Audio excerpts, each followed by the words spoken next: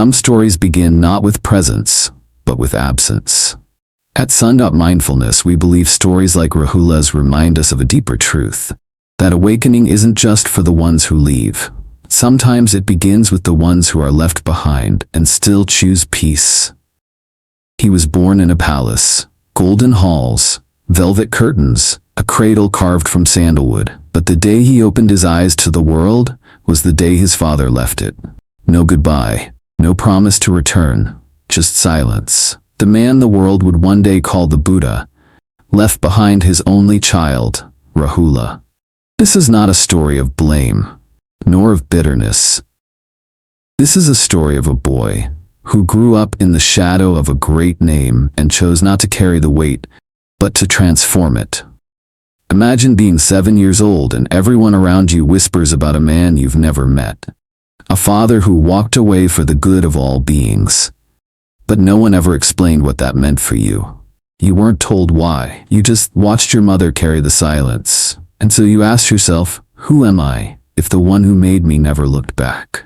Rahula didn't answer with anger. He answered by walking the same path. Not out of duty, not for legacy, but because somewhere deep inside him he knew. The way out of pain is through practice. This is his story. The story of a son, a novice, a seeker, and in time, a sage. At Son.Mindfulness, we believe stories like Rahula's remind us of a deeper truth. That awakening isn't just for the ones who leave. Sometimes it begins with the ones who are left behind and still choose peace. Whether you're healing from absence, searching for identity, or simply learning to let go, Rahula walks with you. In this series, we honor the forgotten lights in the Buddha's family. Those who stayed, those who endured, and those who still guide us in silence. Welcome back to Son.Mindfulness. Let us begin. Part 2. The Boy in the Shadow, Growing Up Without a Father. He was known as the Buddha's son, but no one asked what it felt like to be his child. Rahula was not born into an ordinary world. He was born into promise, into prophecy, into a palace with golden floors and scented lamps that burned through the night. His name meant fetter, a bond, a tie. Some say Siddhartha named him so as a sign of attachment, the last worldly cord he needed to cut. But Rahula never chose that name. He simply inherited it. He inherited a kingdom he'd never rule, a name he could never live up to, and a father he would never meet. His earliest memories were not of laughter, but of quiet glances, not of bedtime stories, but of stories told about someone he had never known. Your father was a great man, the guards would whisper. He walked away to save the world.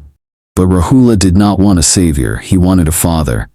Someone to lift him onto a horse, someone to teach him how to throw a stone into the lake, someone to call him son without it echoing across distance. Yasodhara raised him with grace. Her love was steady, though her eyes were often tired. She answered his questions with gentleness, but there were some she never tried to answer. Did he love me? Did he know my name? Did he look back? When those questions came, she only held him, and silence filled the spaces that no words could fix. At festivals, other children would ride on their father's shoulders. Rahula watched. He never asked to do the same. He already knew the answer.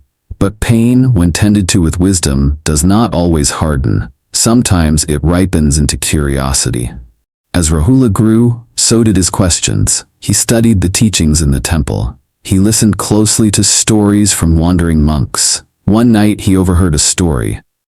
There is a holy man, a teacher. Some say he was once a prince, a man named Siddhartha. Rahula didn't say anything. He simply listened, his hands curled into fists at his sides, and in his heart something stirred. Not revenge, not longing, but a single burning question. If he left everything, what did he find? Rahula never tried to become a prince. He was raised to walk quietly, to think deeply. And though he carried the weight of absence, he did not carry anger. Some children grow up trying to fill the holes their parents leave behind. Rahula grew up staring into them, waiting for them to speak. He studied the nature of sorrow. He watched the moon's reflection ripple in the lake and wondered how something so far away could still seem so near. His tutor said he had a sharp mind, but Yasodhara saw something deeper. He had a soft heart, a kind of stillness that did not belong to royalty. It belonged to seekers. As he entered boyhood, rumors of the Buddha grew louder. Villagers spoke of a man who taught under trees, a man who said suffering could end, a man who had once been someone else. Rahula said nothing, but each time the name Siddhartha Gautama was spoken, he felt a tremble deep in his chest. He would walk alone in the palace gardens, wondering if truth was something inherited or something earned. He was no longer angry. He was becoming ready. Ready not for revenge, but for a meeting that might not bring healing, only clarity. He didn't want a father to come and fix the past. He wanted to know if it was possible to rise from the shadow without needing to erase it. At night, he sat beside his mother. Yasodhara would brush his hair back, press her palm against his forehead. "You are more than anyone's son," she would whisper. "You are your own light." And Rahula believed her, even if the world saw him as the Buddha's child. He was beginning to see himself as a child of something larger than lineage, a student, a seeker, a soul not shaped by who left, but by how he would walk forward. Part 3. The day he returned. Meeting the man who left. Sometimes, when you finally meet the person you've been searching for, they are no longer the person you imagined. The palace hadn't seen such a stir in years. Servants hurried through corridors. Monks prepared garlands. Trumpets were polished. Even the wind seemed to carry a strange anticipation. The Buddha was returning. No longer Siddhartha the prince. No longer the man who had disappeared in the night. He was now the enlightened one. And Rahula, now a quiet boy of 7, stood behind a curtain watching strangers prepare to greet someone he had never known but always carried in his bones. He had imagined this moment many times. Would there be tears, a long embrace, a whispered apology, or maybe just a look, one that said, "I see you, I missed you, I'm sorry I left." But none of those thoughts showed on his face. Rahula was not a boy who wore emotions loudly. He had learned silence from his mother, and now he would wear it like armor. The gates opened, and there he was, not in royal robes but in a simple saffron cloth, barefoot, still, radiating something that Rahula didn't understand yet. The palace bowed, some cried, others stared in awe. But Rahula remained still, his eyes fixed on the man who had once held him, and walked away. Siddhartha, now the Buddha, entered the hall slowly. He met the king, his former attendants, and finally, he turned toward Yasodhara. Their eyes met, longer than custom allowed, but not long enough to repair 7 years. She bowed, he nodded. No words. And then his gaze lowered to a small figure standing behind her. Rahula didn't move, didn't speak, didn't rush forward like children do in stories. He simply looked into the face of a man whose absence had shaped his soul more than his presence ever could. The Buddha looked back. There was no trembling, no emotion, just awareness, calm, stillness. To Rahula it felt strange, not cold but distant, as if this man saw everything except what was personal. Does he see me as his son? Or just another being on the path? Rahula didn't know, and the Buddha didn't say. That evening, after the ceremony, the Buddha stayed in a modest chamber. He did not sleep in the palace. He ate simply, spoke sparingly, but before nightfall he called for Rahula. The boy entered. No guards, no grand ritual, just a lamp between them. The Buddha looked at him and said softly, "You are old enough to walk your own path now." No apology, no hug, just a call to something greater. Then he added, "If you wish, you may come with me, not as a prince, as a seeker." Rahula stood in silence. He thought of the games he would leave behind, the comforts, the closeness with his mother. He also thought of the questions that had burned in him for years, and how none of them had answers here. So he said the only thing he could say, yes. That night, Yasodhara stood alone in the courtyard. She had known this moment would come. She didn't weep. She didn't try to stop him. She had carried Rahula this far. Now it was time for him to walk with his father into the unknown. Not to gain love, but to seek truth. And so before dawn, Rahula left the palace, just like his father once had. But unlike his father, he was not alone. The man who had once walked away was now walking beside him. Not as a father, but as a teacher. And Rahula was no longer just a child left behind. He was becoming a student of the path. Part 4. The Decision. Walking into the Sangha. Some children run away from home. Rahula walked away from royalty to find peace. The palace was quiet that morning. No drums, no garlands, no ceremony. Just a boy in plain robes walking beside a man in silence. Rahula had made his choice, not out of pressure, not from fear, but from something deeper. A hunger to understand the truth that had taken his father away, and now called him too. The news spread quickly. The Buddha's son has joined the Sangha. Some were inspired. Others were scandalized. He's too young. What kind of father asks a child to renounce the world? Why would Yasodhara allow this? But few truly understood. Rahula didn't join because he was forced. He joined because he saw something in his father's stillness that he had never seen in the palace's gold. The Sangha had never seen a novice so young. At just 7 years old, Rahula stood barefoot among monks old enough to be his grandfathers. He didn't complain. He didn't beg for comfort. He bowed. He listened. And in that moment, the boy who had once longed for a father became a student of something greater than blood. Yasodhara did not go to stop him. She watched from the garden gates as he walked away. No tears, no call to come back. Just quiet love and a knowing that this was his path, not hers to hold. A maid nearby whispered, "How can she bear to let him go?" But Yasodhara answered silently in her heart, "Because he is not mine to keep. He is his own soul, and he is ready." Rahula's first days in the monastery were not easy. He woke before dawn, he carried water, he swept the ground, he memorized verses, he ate only one meal a day, no pillows, no games, no gold. But he asked no one for pity. Because he had made a vow to himself, "If I was born into silence, I will grow into stillness." Some of the older monks looked at him with doubt, others with gentle amusement. "Too soft," one said. "Too noble," said another. But the Buddha watched Rahula without judgment. He treated him as he would any novice, no more no less. He never said "my son," he said Rahula. A monk among monks, and Rahula understood. One day Rahula asked, "Why did you leave me?" The Buddha replied, "So you could choose to find your own path, not live in the shadow of mine." Rahula nodded. He didn't cry. He didn't argue. He simply bowed, not in obedience, but in awakening. As days turned into weeks, Rahula began to feel something he had never known in the palace: belonging.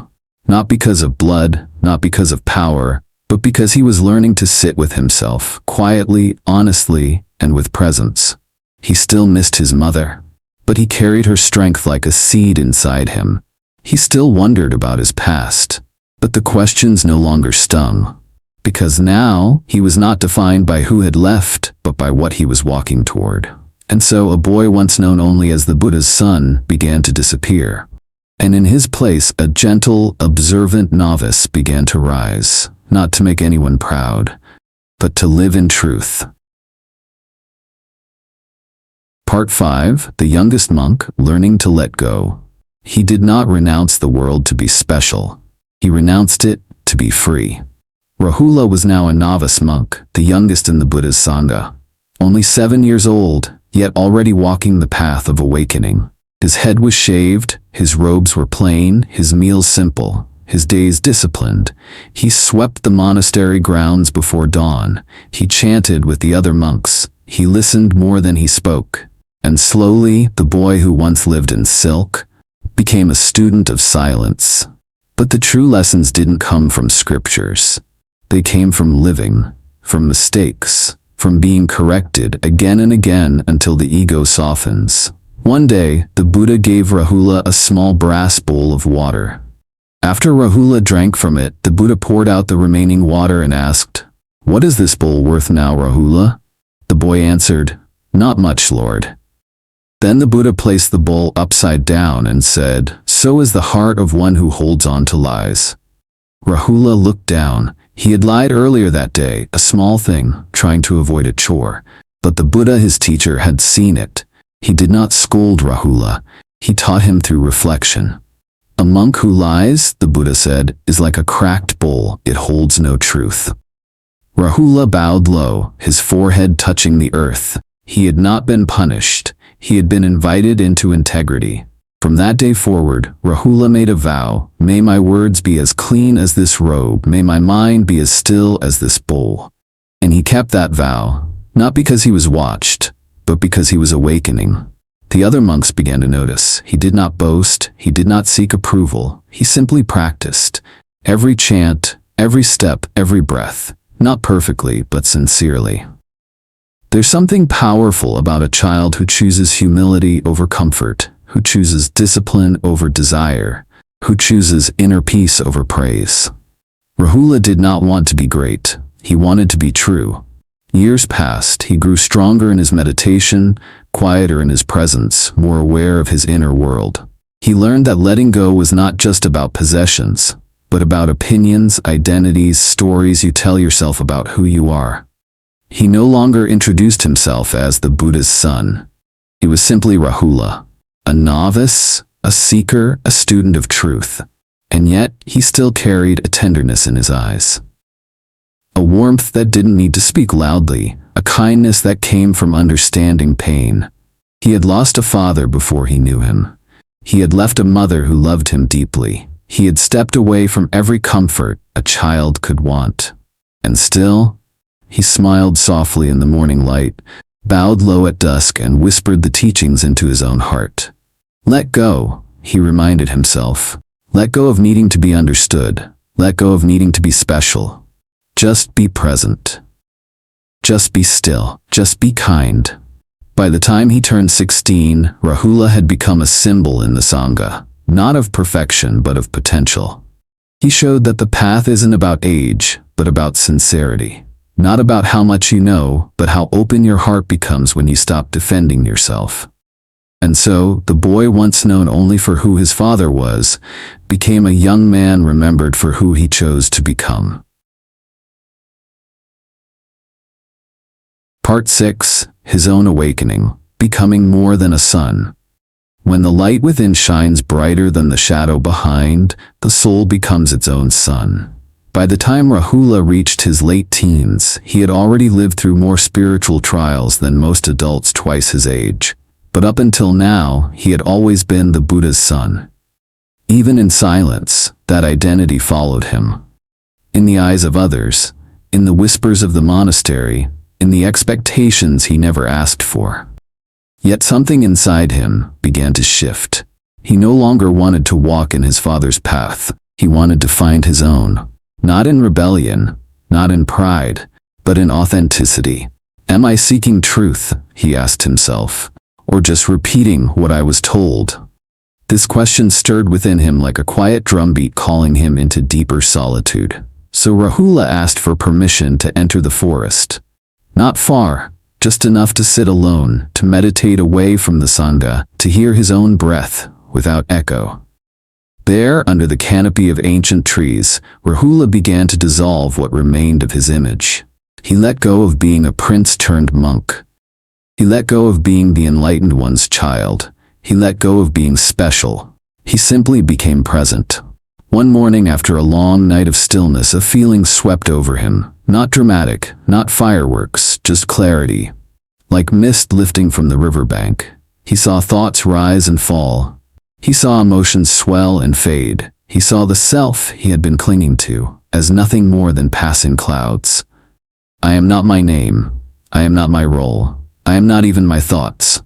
He laughed quietly. I am just this moment. And in this moment, I am free. It was not full enlightenment, not yet, but it was the moment of no return. From this point, Rahula no longer walked in anyone else's footsteps, not even his father's. He began to teach younger novices, not by quoting his father, but by asking questions. He did not speak to impress. He listened to understand. He didn't demand respect. He radiated it. One evening, as the sun dipped behind the trees, an old monk approached Rahula and said, "You remind me of him." Rahula smiled. "I hope I remind you of yourself," he replied gently. That was Rahula now, not a reflection, but a mirror. As word of his maturity spread, the Sangha began to see him as a leader, not because of his birthright, but because of his stillness, his humility, his sincerity. He didn't want to lead, and so people followed him. In one of his recorded teachings, Rahula said, "When you let go of being important, you become useful. When you let go of being right, you become peaceful. When you let go of needing to be someone, you discover your true nature." This wasn't theory, it was his life. And so, Rahula grew into the man no one expected. A man who did not inherit his father's awakening, but earned his own, not by escaping the world, not by preaching loudly, but by walking gently, quietly, with unwavering truth. Part 7. A Legacy of Inner Peace, What Rahula Left Behind. Not all legacies are written in books. Some are felt in silence. Rahula never sought fame. He never claimed visions. He never preached in grand halls or led royal conversions. And yet, his presence was unforgettable. He lived like the quiet wind among the trees, not to be seen, but to be felt. By the time Rahula reached his late years, his voice had become softer, his steps slower, his gaze more luminous. Young monks gathered around him, not for answers, but for the calm they felt in his presence. They called him the silent teacher. One of his students once asked, "Venerable Rahula, what is your greatest teaching?" He smiled and poured a cup of tea. No words, just warmth. "Is it silence?" the boy guessed. Rahula shook his head gently. "No, my child, it's listening." And that was the core of Rahula's gift, not to give doctrines but to awaken awareness. He often reminded the younger generation, "Your path will not be like mine, and mine was never like my father's." Truth is not inherited, it is discovered. Though he had been the Buddha's son, he never allowed that title to overshadow his humility. He cleaned the monastery floors long after others said he no longer needed to. He sat with the sick long after his back ached from bending. He rose before dawn to meditate under the same Bodhi trees where he once questioned his worth. And when his final days approached, he gathered the Sangha not for a final sermon, but for a moment of quiet. He bowed to each one, not as a master, but as a brother. He said, "If I leave anything behind, let it not be words. Let it be how you feel when you are still." When Rahula passed away, no bells rang. No great monument was built. But for those who knew him, something inside them stayed forever changed. Not by what he taught, but by how he was. One novice monk, many years later, stood beneath a Bodhi tree and whispered, "He taught me that peace isn't found in answers. It's found in how gently you carry your questions." Rahula's legacy wasn't bold, it wasn't loud, but it was unshakable. He proved that awakening is not a performance. It's not the reward of drama. It's the quiet result of devotion. In the tradition of Son.Mindfulness, we tell these stories not to romanticize them, but to remind ourselves, even if you are born in the shadow of greatness, you can still create your own light. Even if your journey begins in silence, it can end in deep presence. As we close this series on Rahula, we invite you to carry his message with you. You don't need to change the world, you only need to meet it with stillness. Let Rahula's quiet life be a mirror, showing that peace is not a destination, but a way of walking, one breath, one moment, one act of compassion at a time. Thank you for walking this journey with us. May your days be filled with deep presence, gentle courage, and the unwavering strength of a quiet heart.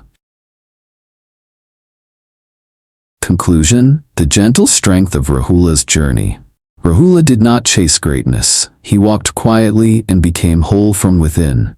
He was not famous like his father, but he embodied peace in a way we often forget. He didn't teach through sermons, he taught through how he lived. His greatest lesson: true peace comes when you stop striving to be someone else. We've followed Rahula through childhood, doubt, learning, and inner transformation. He chose stillness over ambition, compassion over noise, presence over performance. His story reminds us, even in the shadow of greatness, your light matters. Even if no one notices, your journey is sacred. So I ask you, where in your life are you being too hard on yourself? Can you give yourself more silence, more gentleness, more understanding? Have you been carrying someone else's expectations for too long? Are you ready to walk your path, not to prove but to grow? These are the questions Rahula leaves us with. Simple, but powerful. I want to thank you from the bottom of my heart. Thank you for staying with this story. If this touched you even just a little, let it guide how you show up in the world tomorrow. Practice what Rahula lived. Listen more. Hurry less. Be kind, especially to yourself. Your journey matters, no matter how quiet it seems. If this story gave you peace, please leave a comment and share your thoughts below. Like the video if you felt connected. Subscribe to Son.Mindfulness to walk with us through more stories like this. Each view, each share, each word you offer, it means so much to us, truly. May you always be strong in spirit, gentle in heart, and free in your own way. Wishing you peace, wishing you good health, wishing you happiness, and the luck to see beauty in every moment. With deep gratitude from the heart of Son.Mindfulness. Thank you.